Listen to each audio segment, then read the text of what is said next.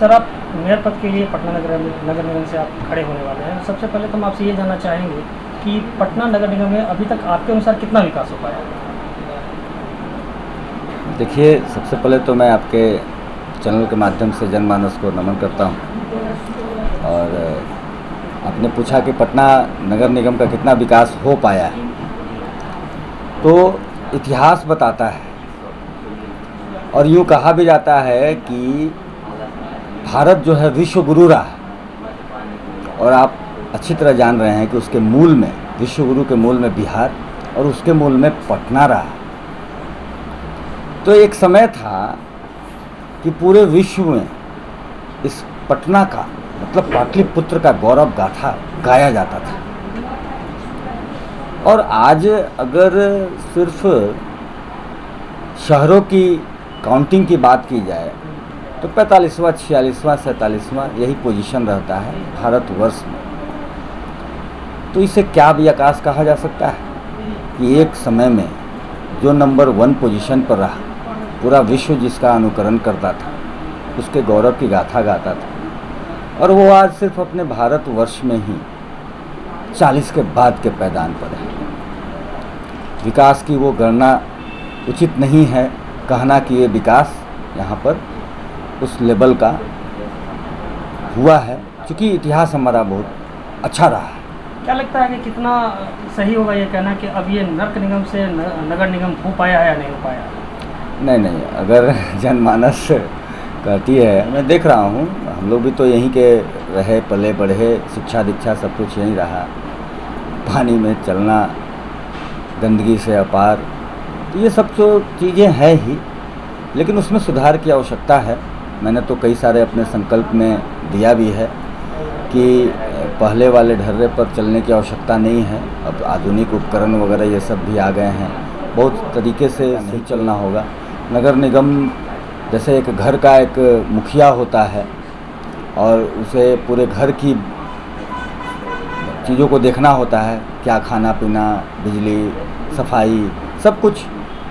तो वैसे ही नगर निगम का मुखिया मेयर कह सकते हैं, उसको सब कुछ देखना है। तो हर क्षेत्र में विकास करना होगा, गंदगी को सफाई के साथ साथ सभी तरीके से उसको देखना होगा, और तभी उसी को पूर्णतया विकसित कहा जाएगा। हालांकि देखिए, केंद्र सरकार, राज्य सरकार ये सब कार्य अपने कर रहे हैं, बहुत सारे फंड भी आ रहे हैं डिफरेंट तरह के। पहले तो हुआ करता था कि फंडिंग नहीं होता था, अब तो फंडिंग भी ऐसा नहीं है, बहुत अच्छा होता है। इसके बावजूद भी जो है पटना नगर निगम का विकास नहीं हो पाया है।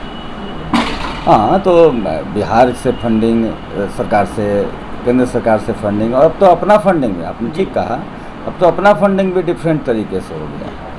तो एक कहा जाता है ना कि सिर्फ पैसे से कुछ नहीं हो सकता है। पैसा है आपके पास, अगर उसको सही इस्तेमाल आपको करने नहीं आता है तो बस पैसा वेस्ट हो जाता है, पैसा वापस लौटता है। तो इस्तेमाल कीजिएगा तभी ना उसका प्रतिफल देखने को मिलता है। तो पैसे का सदुपयोग होना चाहिए, तभी होगा। उसके लिए नए नए आइडियाज़ की आवश्यकता है, नए नए कार्यक्रम की आवश्यकता है, नए नए प्रोजेक्ट्स की आवश्यकता है। और वो प्रोजेक्ट ज़रूरी हैं, क्योंकि मैं तो सर्वेक्षण अभी करा रहा हूँ जनमानस के बीच में, हमारे लंबी चौड़ी टीम है जो सर्वेक्षण कर रही है। मूलभूत आवश्यकताएं अभी पूरी नहीं हो पा रही है, मतलब नगर निगम को जो बेसिक वर्क है वही वो नहीं कर पा रहा है। उसमें अगर वो सही ढंग से खर्च करे तब तो आगे जो पैसा बच रहा है या फिर दूसरे तरीके से भी पैसा आ रहा है, उन पैसों को भी दूसरे चीज़ों में हम खर्च करें।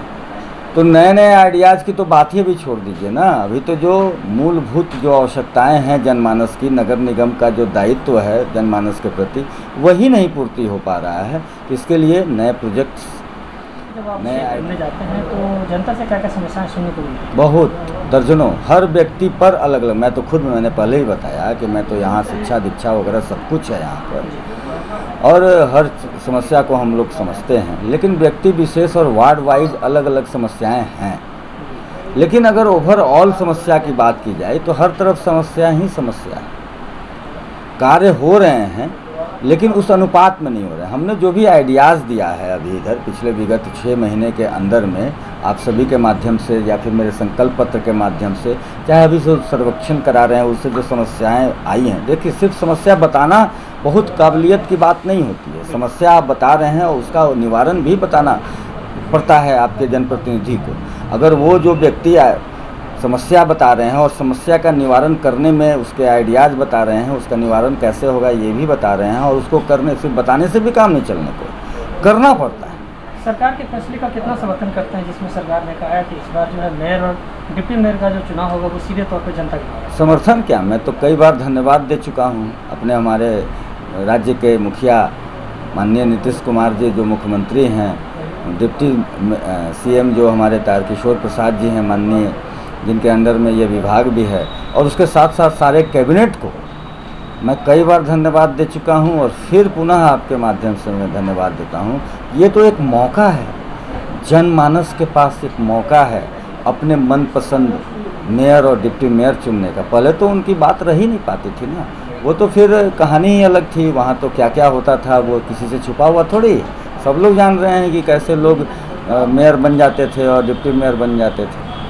नहीं, तो अब तो मौका है जनमानस के बीच ना। अब उस मौके के साथ साथ मैं तो ये कहूँगा कि हिम्मत भी करने की ज़रूरत है। मेरा तो शुरू से ही रहा है, मैं दृढ़ संकल्पित हूँ किसी भी कार्य को करने के लिए, पूरा हिम्मत के साथ मैं कार्य करता हूँ। मैंने जैसे हिम्मत के साथ कहा है कि पटना को बदलते हुए नंबर 1 बनाने का, तो पटना को बदलना बहुत बड़े हिम्मत का बात है, और ये हिम्मत जनमानस को निभाना होगा, और वो हिम्मत से ही पटना बदलेगा। मतलब एक ऐसे व्यक्तित्व को लाना होगा जो कि जिसके पास आइडियाज़ हों, कंसेप्ट हों, उसको इम्प्लीमेंट करने की इच्छा शक्ति हो, और इम्प्लीमेंट करने का सारा तरीका पता हो। पदाधिकारियों के साथ भी जो सामंजस्य बैठा, सब लड़ने लगेंगे पदाधिकारियों से थोड़ी। कोई पदाधिकारी जो है काम करना सब लोग चाहते हैं, लेकिन काम कराने वाला चाहिए, प्रॉपर वे, तो कोऑर्डिनेशन सही बैठना चाहिए। तो वैसा व्यक्ति को आने की ज़रूरत है, इसके लिए कि सारे पदाधिकारियों के साथ, जनमानस के साथ मिलना जुलना, उनकी समस्याओं को सुनना, कर्मचारियों के साथ, नगर निगम के कर्मचारियों के साथ, क्योंकि करना तो उन्हीं लोगों को है, तो उन सभी के साथ कोऑर्डिनेशन बैठा सके, जनमानस का समस्या जान सके। निश्चित रूप से जनमानस हिम्मत करते हुए उसको पटना को बदलने के लिए कार्य को करना होगा। और निश्चित रूप से आप भी जान रहे हैं कि जनमानस ने ही हमसे कहा कि आपको इस बार मेयर के चुनाव में आना चाहिए। तो लाखों की संख्या में जब ये बातें पहुंची, तभी मैं जनमानस के ही हितार्थ हम लोगों ने मन बनाया, कोऑर्डिनेशन और सारा सामंजस्य बैठाने के बाद, बातचीत करने के बाद, कि मेयर के चुनाव में मैं खड़ा हूँगा। तो जनमानस ने ही जब ऐसा कहा है, तो निश्चित रूप से लाखों की संख्या में जनमानस अपना बहुमूल्य वोट दे करके हमको जिताएगी। और निश्चित रूप से जब मैं आऊँगा, तो अभी जो हमारे कहने पर नगर निगम कई तरह का प्लानिंग जो शुरू कर दिया है, और विकास की धारा जो आपने भी कहा, एक तरह से एक बह निकला है, वो एक फिल्म का ट्रेलर है। निश्चित रूप से जब जनमानस के आशीर्वाद से मेयर का दायित्व जब मुझे मिलेगा, तो पूरी की पूरी फिल्म दिखाने का कार्य करूँगा।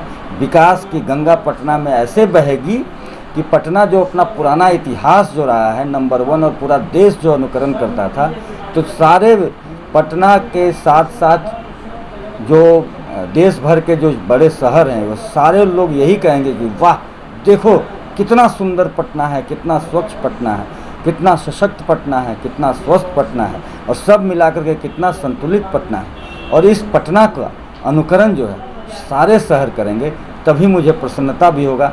तभी हम और आप कहने का मतलब जनमानस और हम जो हिम्मत करके जो पटना बदलने के लिए जो कार्य कर रहे हैं, हमारे जैसे व्यक्ति को जो मेयर के रूप में लाने का जो आप लोगों ने प्रस्ताव किया और बनाने का जो कार्य कर रहे हैं, निश्चित रूप से तभी फलीभूत होगा। धन्यवाद। बहुत बहुत आपको भी बहुत बहुत धन्यवाद।